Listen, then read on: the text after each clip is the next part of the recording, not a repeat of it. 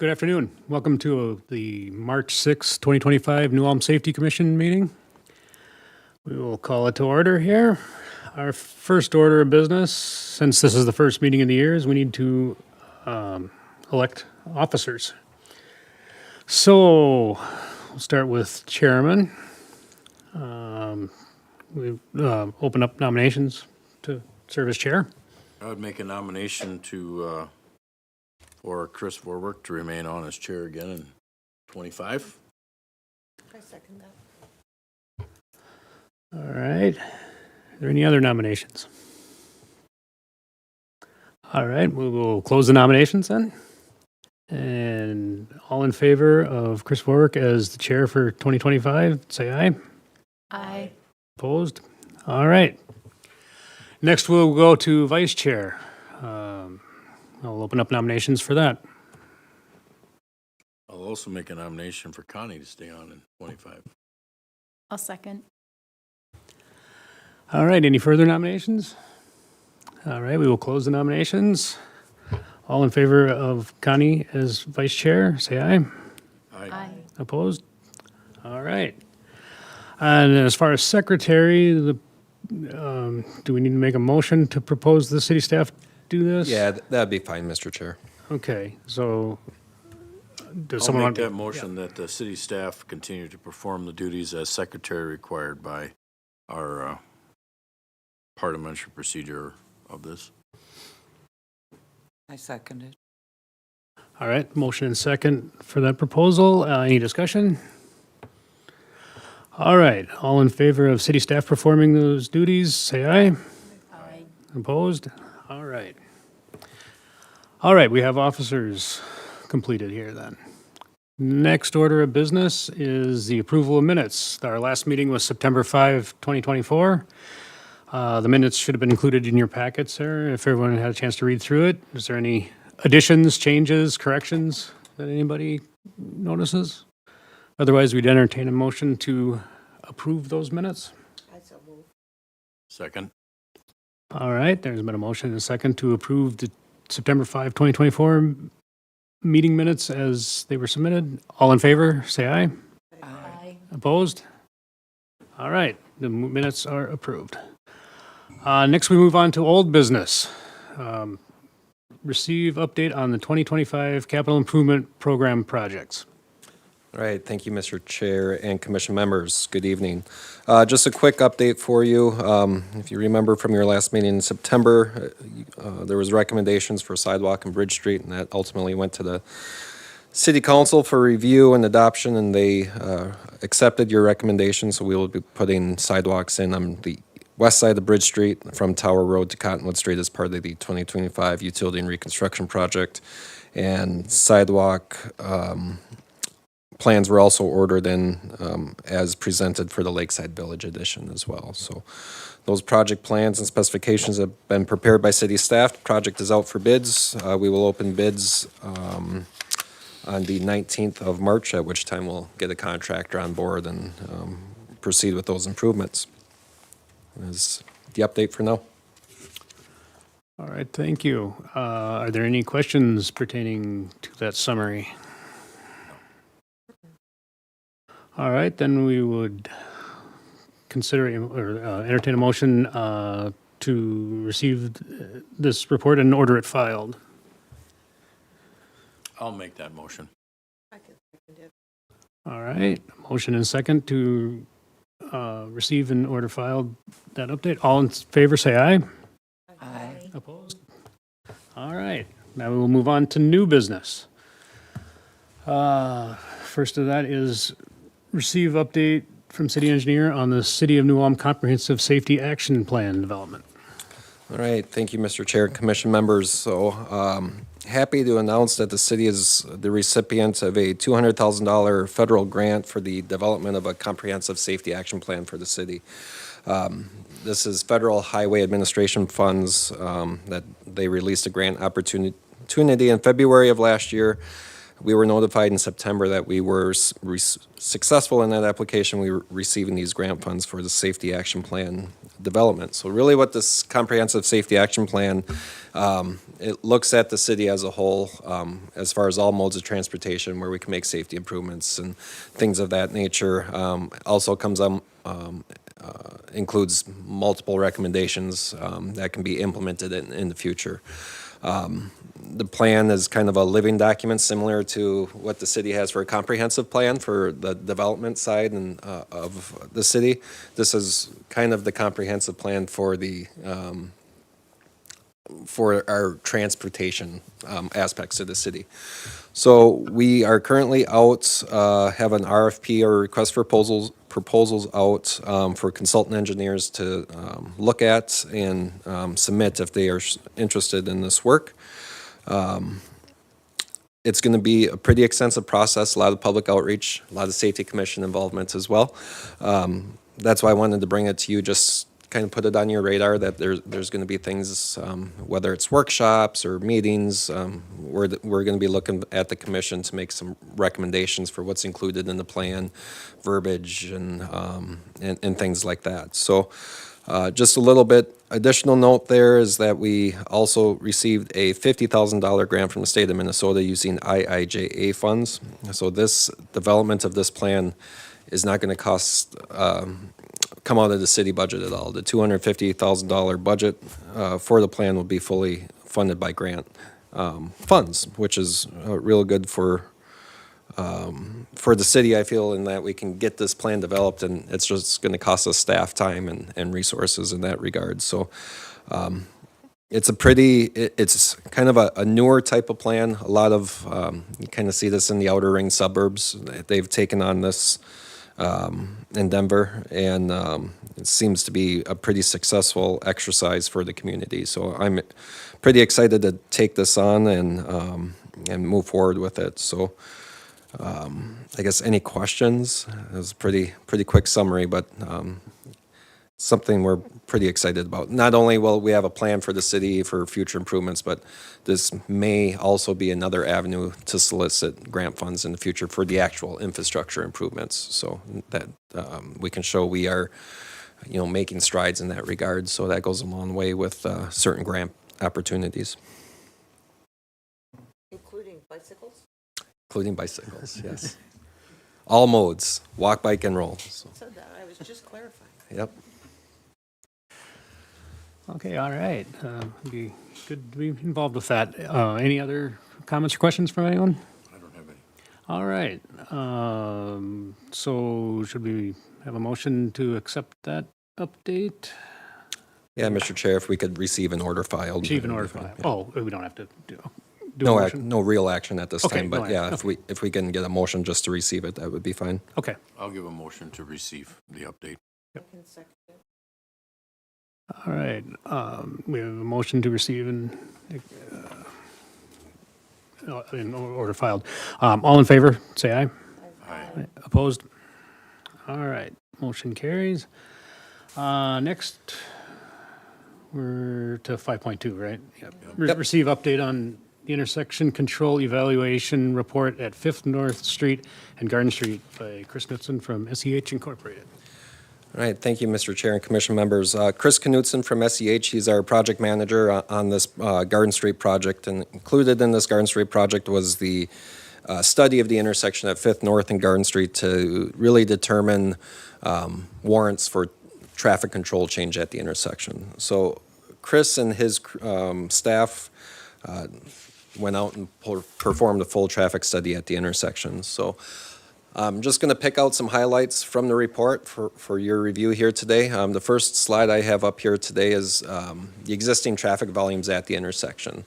So these volumes are broken down by north, south, east, and west legs. You can see the 2021 year, the year 2021 counts that we got from MnDOT, and you actually see the 2024 counts that were done. Was this last fall, Chris? October 3rd of last year. So I think it's safe to say that those 21 counts may have been slightly skewed because of still coming out of COVID, that they were done in the spring, I believe, of 21. Because we have, I would consider pretty significant change from the MnDOT counts to the actual counts done out in the field last fall. General assumption, 15 to 20% of these traffic movements are turns at the intersection as well. So that just kind of gives that baseline data of where we're at currently. There we go. Okay. Next item or next table I picked out of the report here is to show what the level of service or how's this intersection perform in its current configuration. So to remind the commission, it's currently an always stop configuration. Obviously, if anyone's been there through that intersection in the mornings, the AM peak is the trouble time. And that's, you can see that in the AM peak hour, the intersection gets a D on that northbound approach on Garden Street. It's not much better on the other legs. C's across the board, so it gets a level of service as a C. And level of service is graded on kind of like a grade scale. A is really good, and it goes all the way down to F, which would be failed. And you'll see this change when we project our traffic volumes out into 2045. The afternoon's a little bit better. It's not quite as intense as the morning peak hour, but it's still in that C category. So, okay, could be better, could be worse.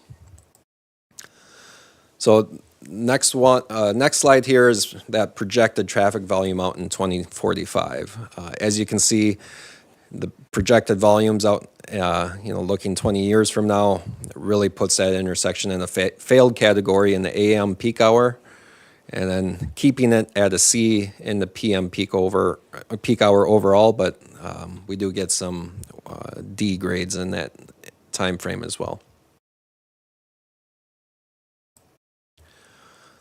So the intersection was then also modeled using a mini roundabout configuration in it as well. And these grades are for the future 2045 traffic volumes.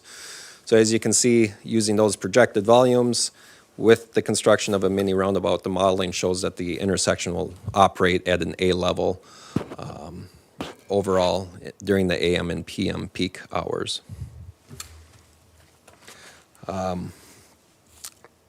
The report, if you read through it, it goes through a bunch of warrant analysis to really analyze the intersection, as in terms of would it support a traffic signal, and really the options that were looked at were keeping it as it is, no build, traffic signal, and then a mini roundabout.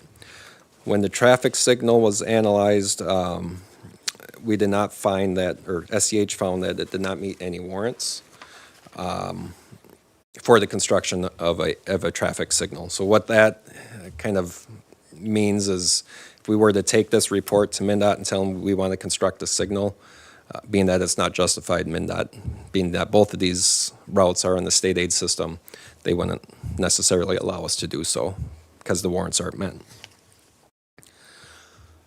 So ultimately, the report does recommend the construction of a mini roundabout at the intersection.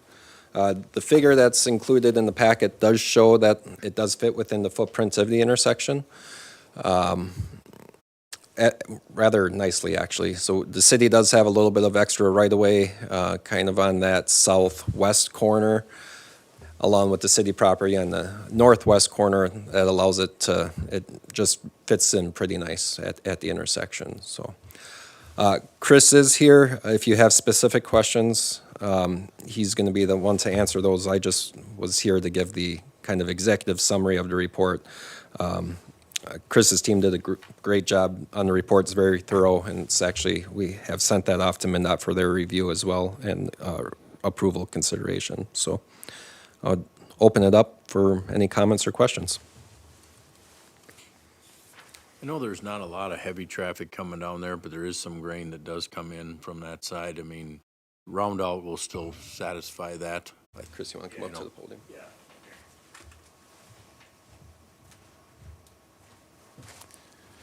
Yeah, so the roundabout selected is a mini roundabout with multiple curbs. So the center island and then the splitter islands can all be driven over by larger vehicles. So they will deter smaller vehicles to go through the roundabout as they should, but the larger vehicles can make the turns. As part of development of the roundabout, truck movements were incorporated into a software program to make sure that everything would work out. Okay. Sounds good. Any other questions or comments?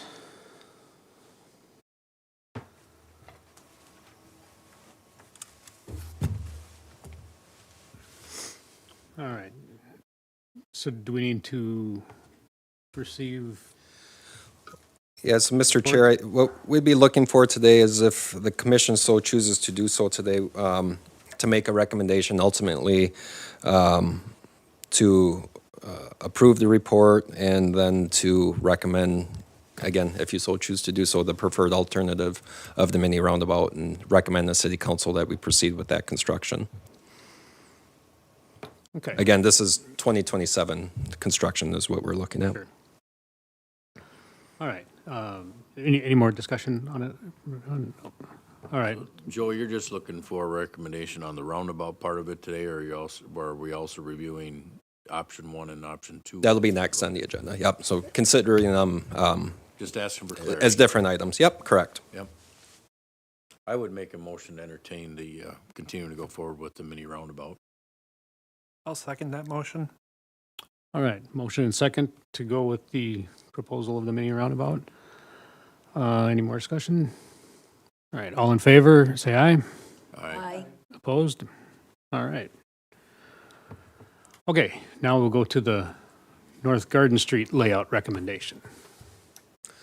All right, thank you, Mr. Chair. So before you today, I know this figure it's quite large compared to the rest of the sheets in the packet, so I probably should have tried to resize that, but I do have some additional slides here that we had at the public open house last week as well. So the options before you today are options to consider for the new layout of North Garden Street between 2nd North Street and 5th North Street.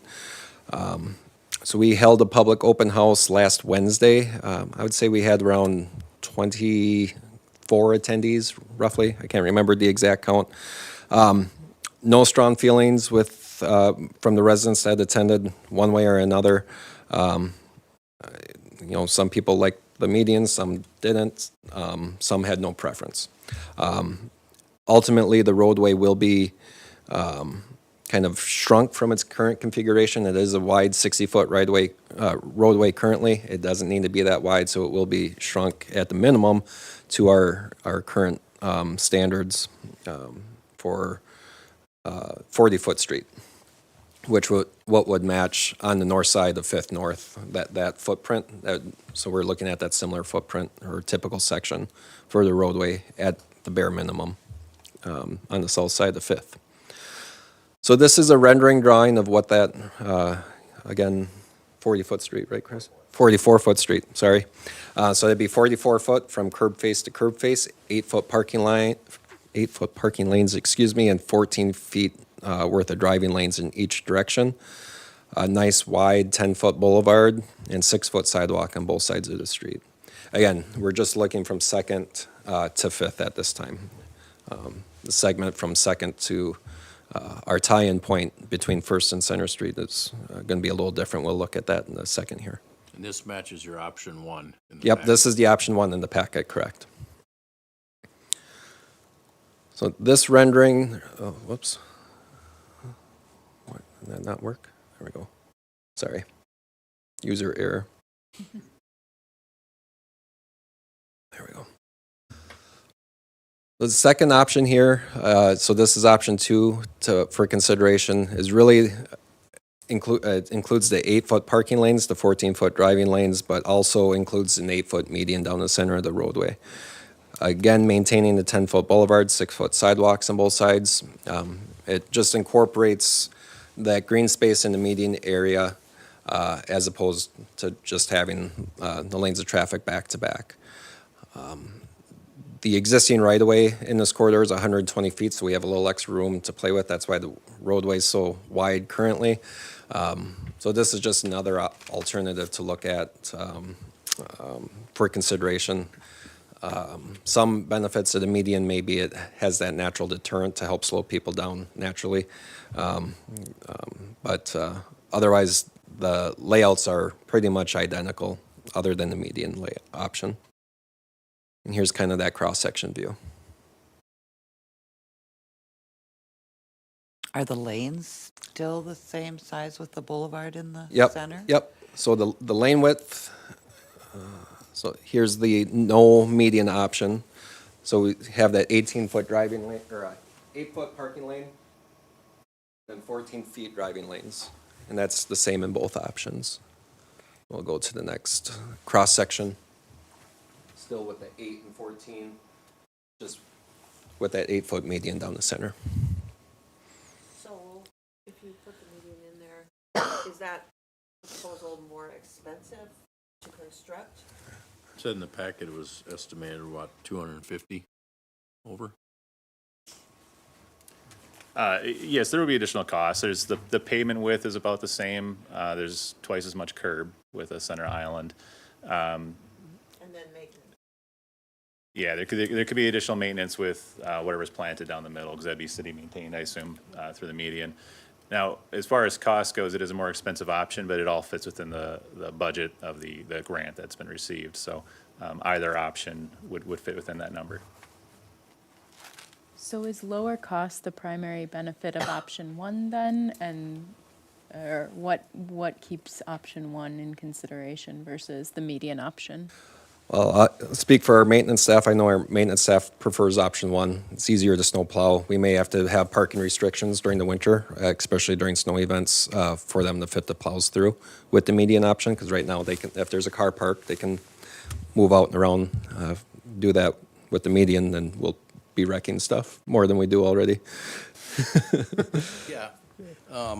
Yeah, it would be a problem with the median in there with how we'd plow it. I mean, if we could have no parking there during the winter, yeah, then it'd be all right. But otherwise, it's gonna be that 14-foot lane and a car right there. Our front plows are 13 feet already, and then we got our wing hanging out there. It could be a problem. With the, making the width less than what it is now, how's that gonna affect bicycle traffic and stuff like that? Yep, so we'll be at that 44-foot total street width if we go the no median option. So the 14-foot driving lanes and 8-foot parking lane, there is that avenue for a bicycle to fit in that area as well. Similar to north of 5th North, it'd be that same type of footprint. Yep. Not so with the median.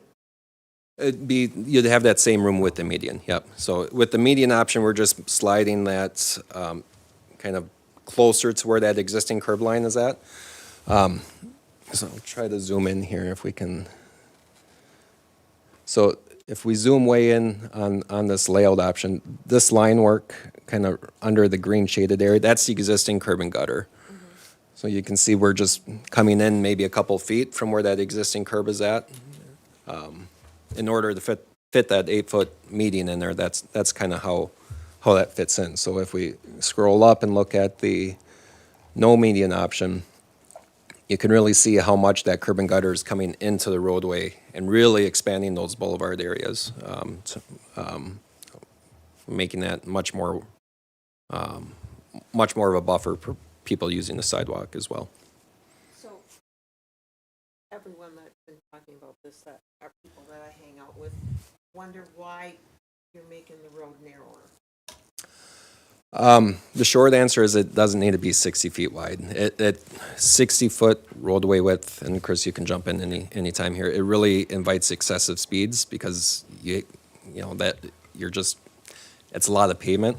But it's so busy down there, Yep. and it's so unsafe already for walkers and bikers. And you're crowding it together more, Yep. less space. No, I understand that. Yep. From the walker standpoint, if they're using the sidewalk, the buffer is going to be much bigger now under the proposed condition. Bicyclists, generally, maybe down by the park is where parking, and that's going to stay very similar to what we have today. The street kind of parking between 2nd and 5th, I don't think is necessarily full a lot. At times it does with events at the park and things of that nature. Doesn't But this decrease the number of parking spots? no. Oh, it doesn't? Uh, Okay. We might lose a couple, which the bump outs and stuff by the park, but that's why I'm trying to break this up just Second to Fifth right now. On-street parking should stay the same, just because there's still that parking lane that's available. The thought is with the road as wide as it is, so if we cut that 60 feet in half, so each side of the road has 30 feet, you have that 12 to 14 feet driving lane and then 15 feet of parking. It's just, there's no kind of visual buffer to help slow people down with that wide of a street. And I think with a narrower roadway, regardless of what option moves forward, people are going to naturally slow down because you're in that tighter window. It's an abnormal section of roadway in New Ulm. We don't, it doesn't really make sense compared to the rest of the core network of streets kind of in this area. With the boulevard in the center, would that be maintained by the city? Is that? Yep, that would need to be maintained. So we don't have firm plans, but, it could be ornamental trees similar to North Highland Avenue, something that flowers in the spring, some perennial shrubbery, and some grass plantings, and we'd be looking at some low-maintenance options if we move forward with that, yep. Joey, I would agree with your and Chris's assessment. That is 100% right. If the road is narrower, typically you do slow down because you don't have the visual look out. Whether it's in a rural road or a town road, wire road is, or the bigger space you got, the more naturally you'll go faster. So this will help that. My other question is, your comment to this is, did you get any pushback at all? I can understand, the city's maintenance standpoint, and definitely the higher costs are gonna come with that median, but any of them people back down the driveways right now, they can go either way. Right. Now they're forced to go to the intersection and come back around, yep. And, after looking at the larger maps, as I left that night and reviewed everything, that was the first thing that came to my mind is if I lived on that side of the street, now I'm forced to have to go a different direction, half a block one way or another to make my turn. Yep, to make your U-turn and go back the way you want to go. And so I was wondering if there We was did any have, that at all. sorry, I didn't mean to cut you off, but we did have one resident that was their reasoning. They preferred the non-median option or option one, just being able to access their driveway in a kind of a normal manner and not, have to drive around the roundabout, come back, get into their driveway and things like You have that. a So, camper or trailer or something yeah, that makes it more it difficult might, to it pack. might even tweak potentially, some property value in that context for the certain It, person. does I'm make not saying it's gonna- certain access certain more access, difficult. yep. Yep. Okay.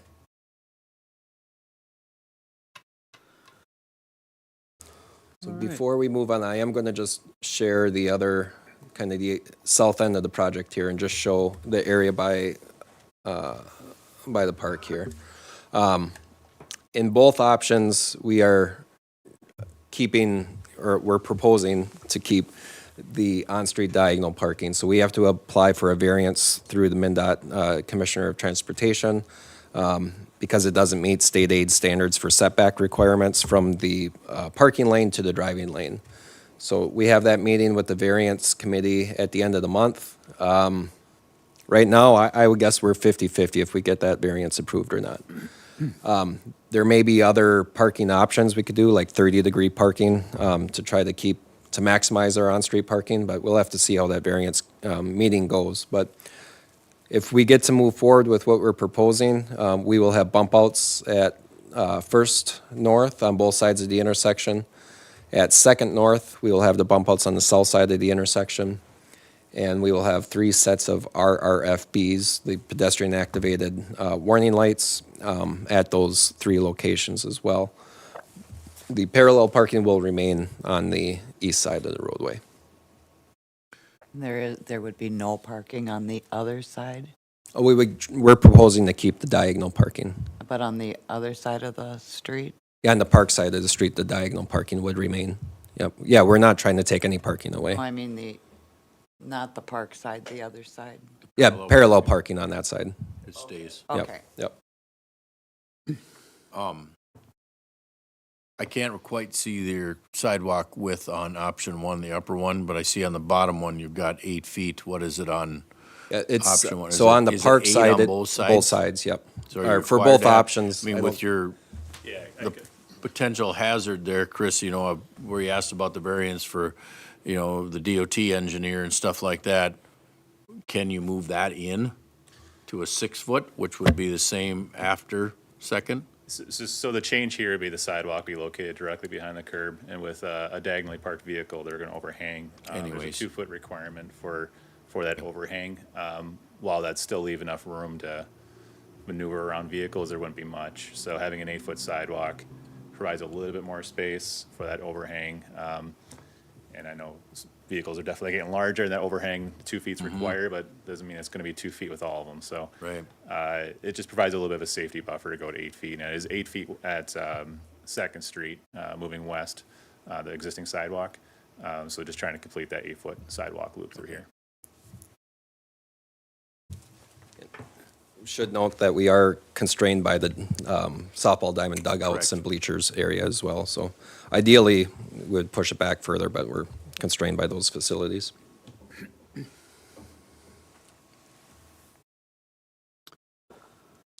All right. A lot of good discussion here. I don't know if we're ready to make a recommendation yet, are we? Maybe we need some time to think about it, or what does everyone else think?